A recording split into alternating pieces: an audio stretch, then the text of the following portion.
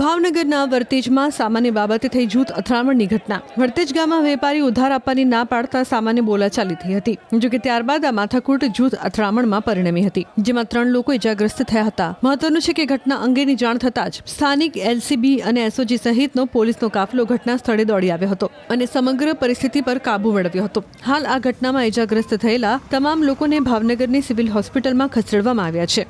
જોકે જૂથ અથડામણની ઘટનાને પગલે સ્થાનિકોમાં ભયનો માહોલ જોવા મળ્યો હતો. આવ્યા ને 5 જણા કોઈ લૂંટફાટ કરવા મીડા બધી ઉધાર ગયો તેને ઉધાર ગયો ના પાડી ભાઈ રોકડી દઈ તો 5 જણા સોટી પેડા વાહે ત્યાં પકડી રાખ્યા અને 3 જણા મારા 2 જણા પકડી અને લોહી લોહાણ કરી દીધું 2 ફાંસી તોય ઊભો કરીને માર્યો. કેટલા જણાને વાગ્યો અત્યારે 2 બાપ દીકરાને. શું નામ છે વાગ્યો એનું? અલ્તાફ.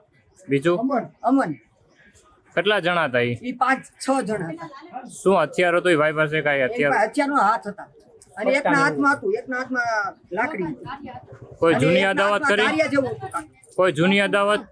જૂની અદાવત કાંઈ નહીં થાય. આ તો અમારા આપ જગ્યાએ અમારા દાદાની દુકાન છે. બાંધવાનું કારણ બેન? બાંધવાનું કારણ ઉધાર ન ગયો ને તો ઓર ના પાડી તો એને કાટલો થોપી અને અંદર ભરી ગયા 5 જણા અને કેમના ઠેલા ભરી દો કે ઉધાર. અમારા એમ ઓલા પણ જોતા તો કે ઉધાર નહીં ભાઈ રોકડી લેવું તો કે નહીં ઉધાર ન લીધો એટલે મારી 5 જણા પકડી રાખ્યો 5 જણા માર્યો અને એના છોકરાની મારા વાળ તોડી નાખ્યા. આમ જો આ બધા મારા વાળ તોડી તો બોરી આવી પડ્યું. આ વિશે પોલીસ ફરિયાદ કરી બેન? નહીં નથી કરી. અમારે અલ્તાફની દુકાન છે, ત્યાં ઇસ્યુ એવો થયેલો કે ત્યાં એ લોકોને માથાકૂટ થયેલી. અમે નાગપુરીમાં જમતા હતા, ત્યાં અમારે ચારત હતી અને સામે લગ્ન છે. તમે એને યાદ હતા અહીં બધું ટોળું આવ્યું હતું, તમે બધા નોકા પડ્યા હોય ક્યારે ભાગ્યા એ બધા ભાજીને પછી વૈયા ગયા. પછી અમને ખબર પડી એટલે બધા ટોળા બધાને કાઢ્યા. તો એ ટોળાને કે અમે આવ્યા કે બધું વિખાઈ ગયું હતું અને બધાને પછી લગ્ન સામે છે અને અહીંયા બધા ઝારત છે એટલે બધા મારા અઠ્ઠા થઈ ગયા ઝારતમાં આવેલા હોય એટલે એ બધાને એમ આપણા માણસો ભેગા થયા એટલે હુમલો કર્યો. એટલે એ ફોટો મારી 800 ને કહેવાય અમને કંઈ ખબર જ નથી. આ સામે પક્ષવાળા એમ કહે છે કે અમારી લેડીઝનું નામ લીધું એટલે સમજાવવા આવ્યા તો એને વિશે શું કહેશો? એ સાહેબ મને ખબર છે નહીં સાહેબ, એ તો એનો વિડીયો બોલે ને સાહેબ એની પાસે વિડીયો એમ કે બરોબર એ નામ લીધું કહેશે તો કરી ગયા એ ભાઈ અમને ખબર નહીં. હું અહીંયા ઘાસીવાડમાં જ રહું છું ને મારા ભાઈની દુકાન છે હરિયાણાની અને અમારું રહેણાંક એજન્ટ સોસાયટીમાં. અને બીજા નંબરમાં એ કે આ લોકો પહેલાં કાંઈક ઉધારે માંગ્યું હતું અને પછી મારા ભાઈએ ના પાડી એ કોઈક લેડીઝ એ રીતના આવ્યા અને એ લેડીઝ એ રીતનો ઇલ્ઝામ નાખ્યો કે આ મારા ફોટા ઉતારે છે અને મારા વિડીયો ઉતારે છે અને એને 5-6 જણાને બોલાવ્યા એના સમાજના અને એ લોકો દુકાનમાં કરીને તોડફોડ કરી અને મારા ભાઈને ખૂબ માર માર્યો અને મારા ભત્રીજાને માર્યો. કેટલા જણા હતા એ લોકો? એ 6 થી 7 જણા લોકો હતા. મારા ભાઈના ઓવ ઉપર હાથ ઉપાડ્યો છે. શું નામ છે ભાઈનું? સામે ભાઈનું નામ અલ્તાફ રજાકભાઈ સૈયદ. સામે પક્ષવાળાનું નામ?